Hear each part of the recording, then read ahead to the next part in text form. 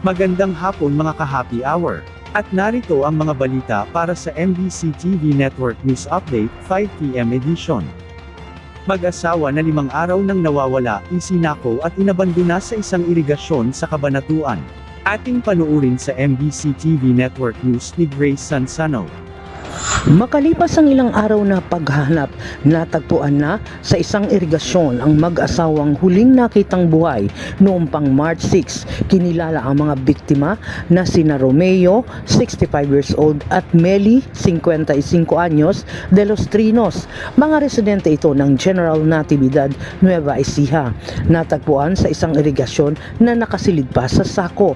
Halos hindi kalayuan ang layo ng mga nakasakong labi ng dalawa at halos nasa decomposition stage na nakuha ito ng ilang mga residente at napuna nga dahil sa masangsang na amoy ng mga residenteng dumaraan dito sa bahagi ng Cabanatuan City. Sa inisyal na investigasyon, lumalabas ayon nga doon sa ilang nakatira sa kanilang bahay na kanilang iniiwanan sa tuwing sila'y umaalis ay umalis nga raw ng bahay noong pang March 6 ng umaga at nagpaalam daw na pupunta sa ilang kaanak sa bayan ng Dilasag sa lalawigan ng Aurora, pero hindi na nila ito makontak at hindi na nga nakabalik ng halos mayroong 5 araw. Kahapon ng hapon, natagpuan ang 2 bangkay na nakasilid sa sako na inaanod sa isang irigasyon at ito ay sumabit lamang kung kaya't napansin ng mga ilang residente.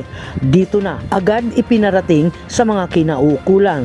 Kinumpirma ito agad ng mga kaanak at positibong kinilala na sila na nga ang mag-asawang hinahanap ilang araw na. Humihingi ngayon ng hustisya ang anak ng mag-asawang si Rome na nasa Saudi Arabia pa naman at kung sino nga raw ang may impormasyon at makapakatulong para makapagbigay ng mahalagang impormasyon kung ano ang sinapit at may kinalaman sa likod ng pagpatay sa kanilang magulang. Kumikilos na rin ang mga investigador ng General Natividad at Cabanatuan City para sa masusing investigasyon. Habang natagpuan naman ang kolong-kolong na pag-aari ng mag-asawa sa isang liblib na lugar sa Barangay Platero. Nawawala ang plaka, gayon din ang side mirror nito. Sa kasalukuyan, sumasailalim na sa SOCO ang mga naiwang ebidensya, gayon din ang backtracking sa mga CCTV na posibleng dinaanan ng mga biktima. Para sa MBC TV Network News, ito si RH25, Grace Vera Sansano, una sa Pilipinas, una sa Pilipino.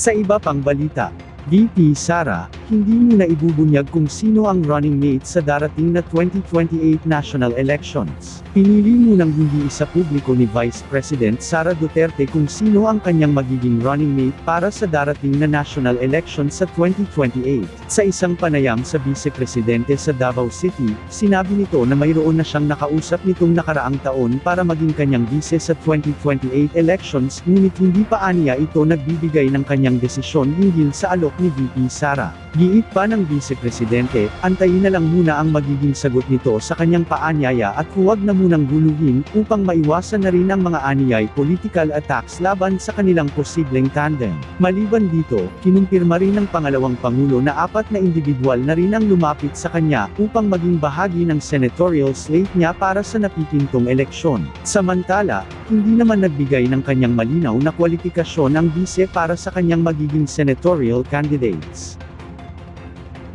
At yan ang mga balita para sa MBC TV Network News Update, 5 PM edition. Samahan ninyo kami bukas mula alas 9 ng umaga hanggang alas 5 ng hapon.